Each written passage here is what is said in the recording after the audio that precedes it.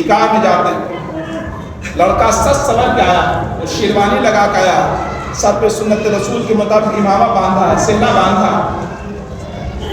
لوگ اگر بغل کے لوگ سب خواہش مند ہوتے کب دولہے کے چہرے سے پردہ اٹھے، سہنا اٹھے کہ دولہے کے چہرے کی زیارت ہو، دیدار ہو، دیکھے کہ دولہا کیسا ہے۔ جب تک دیکھ رہا ہوتا ہے وہاں لوگ اس کی شیروانی کی نگاہیں ڈالتا ہے، اس کی پگڑی کو دیکھتا ہے، اس کے لباس کو دیکھتا ہے۔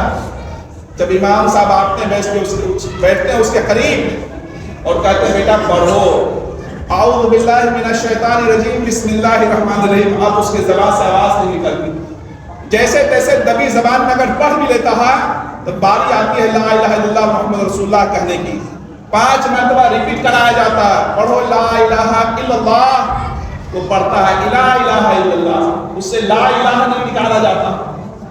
آپ نے بھی دیکھا ہوگا نکاح کا وہ منظر، 1 2 نہیں زیادہ تر نکاحوں میں یہ ہوتا۔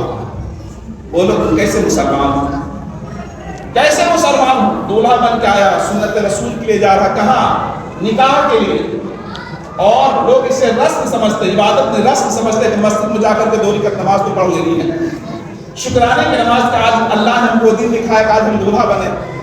اور جب دولہا بن کر کے مسجد میں نماز پڑھنے کے لیے آتے ہیں، امام صاحب سے کہتے ہیں امام صاحب نماز پڑھوا دیجیے، نماز اس کو خود پڑھنی۔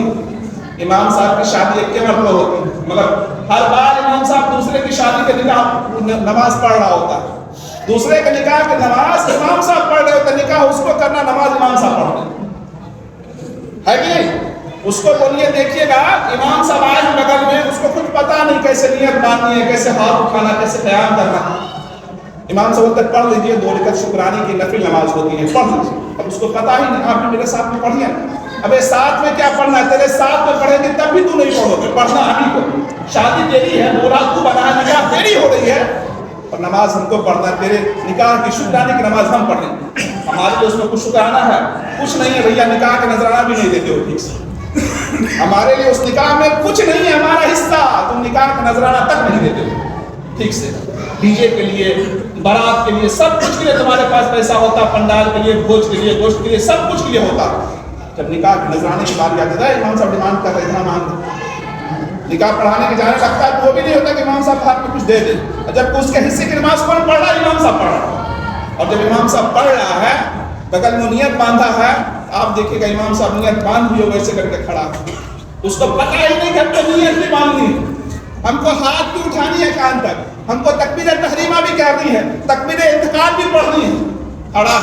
اب امام صاحب خود نیت باندھ دیا، اب اس کو کون نیت بندھائے؟ اب امام صاحب کو نیت توڑنی ہوگی اس کو نیت بندھانے کے لیے۔ تو کبھی کبھی تو ایسا بھی ہوا، ہم یہاں کی بات بتا رہے ہیں، آپ کی بستی کی بات بتا رہے ہیں، ہم لوگ تو چھوڑو نماز، بیٹھو دعا کر دیتے ہیں، چل جائیں۔ ابے تیری نماز ہے، ہم پڑھیں گے تجھ کو کیا ملے گا اس سے بڑھیا بیٹھتے رہے اپنے دعا کر دیتے، یا اللہ اس کو نماز کی توفیق کرنا، اس کو دین کی سمجھ فرما۔ تم کیسے مسلمان ہو، غور کرو۔ اور یہ ایسا نہیں ہے، آپ کہیں ہو سکتا ہے اللہ پورے محلہ میں دولہا کا ایسا ہے، میں اکثریت کی بات کر رہا ہوں، میں بہومت والوں کی بات کر رہا ہوں، جس کی بہومت ہے اس کی میں بات کر رہا ہوں۔ کم نوجوان ہے جس کو نماز آتی ہے وہ نماز پڑھ لیتا، زیادہ تر یہی حال ہے۔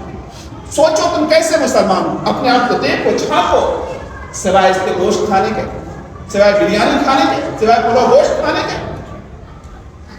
آج ہمیں اور آپ کو اپنے غریبان کو جھانکنے کی ضرورت ہے۔ دین کو ہم کیا سمجھیں گے؟ یہ مسجدیں تو بنا لی ہیں 3 منزلہ 4 منزلہ، لاکھوں کروڑوں کا چندہ اکٹھا کر دیں، مقصد کیا ہوتا ہے؟ مسجد بنانے کا مقصد کیا ہے؟ نماز پڑھنا نا۔ جب تم کو نماز پڑھنا ہی نہیں ہے تو مسجد بنا کے کیا کرو گے؟ تاج محل بنا رہے ہو، لوگ تجھ کو دیکھنے آئیں گے، تیرے سامنے سیلفی لیں گے، مسجد بڑی عالیشان ہے۔ نماز ہمارے عالیشان ہونی چاہیے، مسجد تو کیسے نہیں چلے گی، خالی لوگ کہنے کے لیے بانگے کی مسجد بڑی عالیشان ہے، نمازی عالیشان نہیں، نمازی عالیشان ہونی چاہیے، ایمان ہمارا عالیشان ہونی چاہیے، اور یقیناً کہیں نہ کہیں قصوروار ہم بھی، ہم مولویوں کی جماعت بھی قصوروار ہیں، ہم یہ نہیں کہتے، بالکل قصوروار ہم بھی ہیں۔